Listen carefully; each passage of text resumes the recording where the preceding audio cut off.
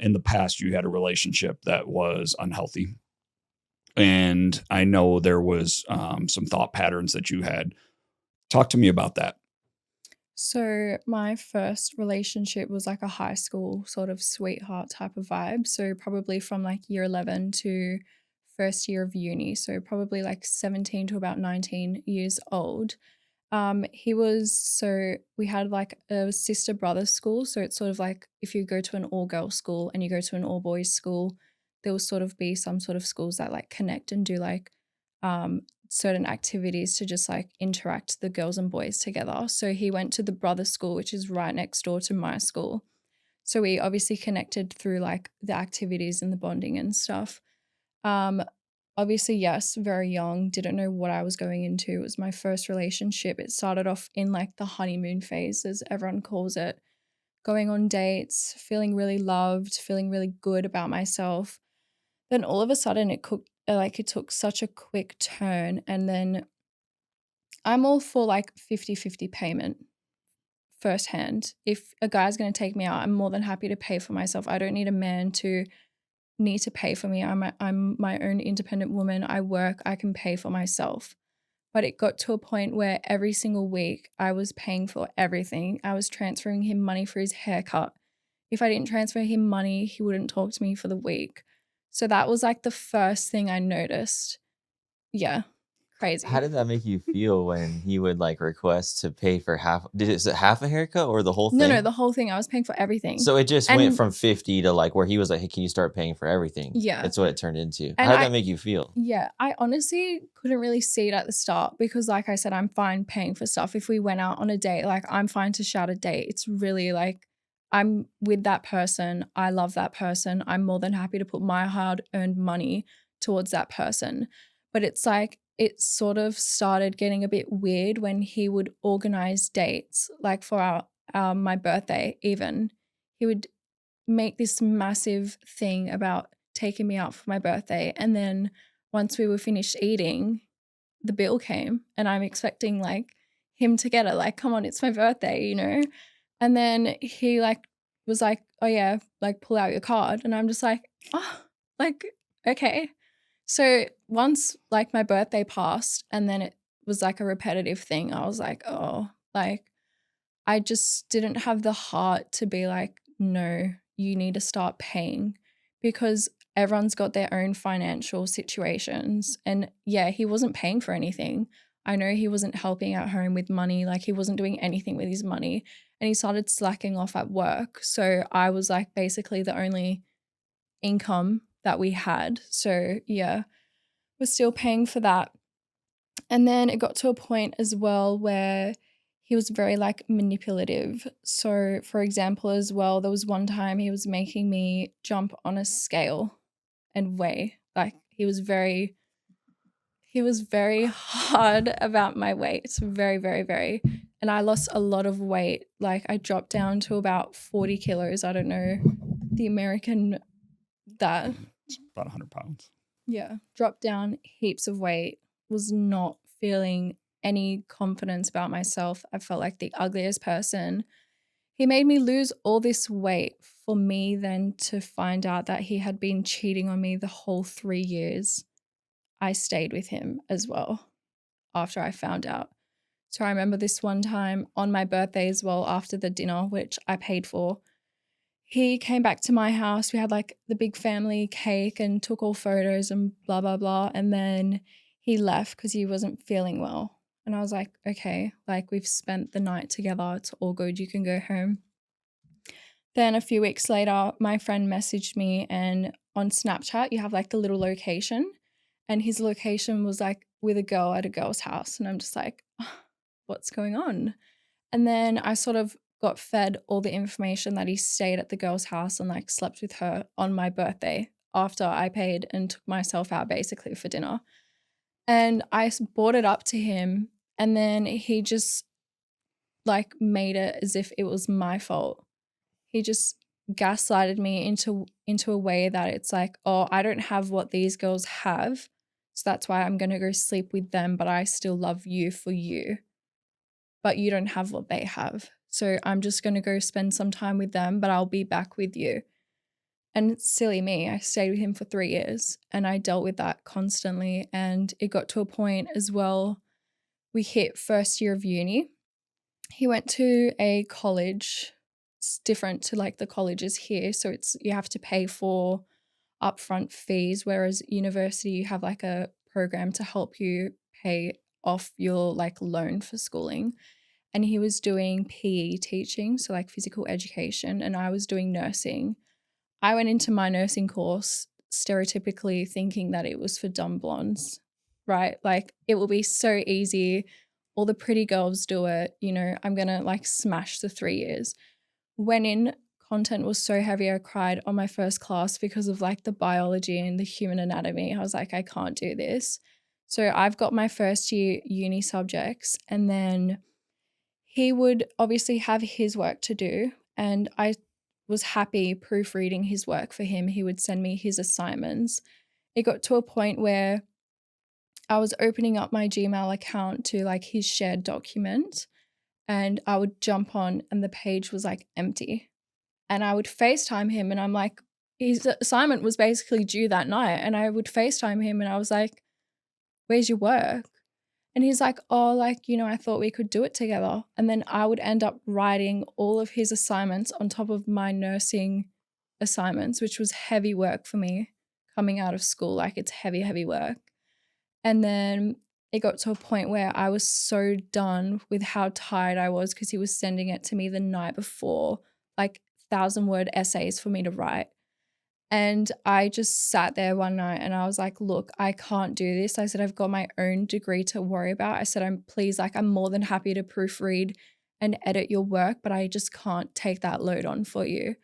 And then he hit me with the, oh, well, I'm just going to drop out then. Like, I'm not doing this, blah, blah, blah, blah, blah. Yeah. So I ended up basically doing a year's work of uni for him. My hands are sweating. Yeah. Like, oh my gosh. There's a lot of thoughts there. How long ago did you guys split up? Wait, tell me you split up. Yeah. Oh, yeah, yeah. Okay, I just wanted to make sure. Yeah. No, split up probably when I think I was maybe 19, you said? Yeah, or just before like 18 and a bit. So you're like 2.5 years out from that. Yeah. Do you see that as like the past and you understand what happened and you've completely turned that chapter? Or do you feel like those things that you went through and those situations you were in and those feelings he made you feel still come up relatively often? So like past that situation, I don't care about him, have no thought towards him himself. But obviously with the whole like cheating scandal, I do find it a lot harder to like put my trust into guys that I'm talking to now, because it's just like every little red flag that I didn't see back then and I see now in a guy, I sort of reflect to, oh, it's just going to be the same thing. Like I didn't pick it up then, but I can pick it up a lot more now, having like done that for 3 years. But like sensitive wise, no feelings for him, absolutely like despise of him, don't care what he's doing. But yeah, definitely like the whole situation when it comes to like trusting a guy now, and just like a lot of like self-confidence was like broken, obviously, which thankfully like I've got family and support around me, so I was able to put more weight on, love myself again. So yeah, we're at a good point now. One thing I do want to know, I feel like for me to get a full picture selfishly is like not speaking about this guy specifically, but in general, like what are some things that he did that you enjoyed, loved, or just appreciated so I can get an idea of what you pick up on and what like you really care for. Well, he was like of a Greek background, which is what I am. So we sort of shared a lot of like cultural, I would say like, what would you call it? Cultural like celebrations. Commonalities. Yeah. Similarities. Yeah. So like, and coming from like the Greek culture, obviously you're very family orientated. So he was so caring for his siblings, like his younger siblings, cared for his mum, cared for his dad, grandparents. He lived with his grandma. Like he was so heart drawn to his family, which is what drew me in as well. Because unfortunately nowadays, a lot of kids' parents aren't together and you see the broken homes. And obviously, I am such a family orientated person. Like, my siblings mean everything to me. And when I don't see that with other people, I feel like I can't really connect with them as much as what I can with people who come from like family orientated homes. So that was definitely a big factor, which what I like loved being with him, like the family barbecues every weekend. It was a really nice experience. And I think overall, just like he was very athletic as well. Being able to go to like soccer games and watching him and like supporting him, it was a really nice feeling. Like him knowing that I was there, I would always come early and like help him train. And just like that supportive factor we did have with each other at the start. Like we were very supportive of each other. I was doing dance, so both sort of got similar athletic type of like activities going on. So we were both able to support each other with like what we loved. He loved soccer, I loved dance. He would come to my dance stuff, I would go to his soccer stuff. So that similarity also like really drew us in together. But yeah, it was probably just those two main things that is hard to find with people as well, like now. In your relationship with him, at what point did you turn and just notice that it went from a relationship of enjoyment, and I know it was the pain, but where in there did you start to feel bad about yourself during this relationship? I'd probably say maybe like a year into it. Because obviously honeymoon phase probably lasted about 3 to 4 months and then it just like hit a really big turn straight away. And obviously we were coming into like year 12, so I was trying to focus on schooling, HSC, which is like a really big thing in Australia to obviously get into your uni course. And then that's sort of when I was like, okay, I feel bad. Like, I don't know if I want to be in this relationship or not because, he does care for me. We do support each other, but then he's doing everything wrong by me that he can. And I was sort of stuck between I don't want to let him go, but then I'm going to let myself go in the process of staying with him. Yeah. What would you say to a girl who's in a relationship like that? If you could go back and talk to yourself at that point where you realize that, what would you say to them right now? Look, I would just sit there and just say to them that your happiness is not worth a little high school crush. I was about to finish school and I'm turning 18 years old, which is a big milestone in Australia because that's when like you get your license, you can have alcohol, you can go out and like enjoy your freedom. I would definitely sit there and say, yeah, don't ever let a guy close you down. Don't ever let a guy cloud your happiness and your future. Like, you are at such a prime age at that point. You should be thinking about you and yourself only, and your career and your family as well. Like, family comes first and you come first. And just don't let a guy walk all over you at that point. What would you say to a girl whose boyfriend's telling them that you need to jump on a scale? Would definitely say that he's got something wrong with him. That's not a good thing whatsoever, that he's so like mentally damaging to a young girl, especially an 18-year-old.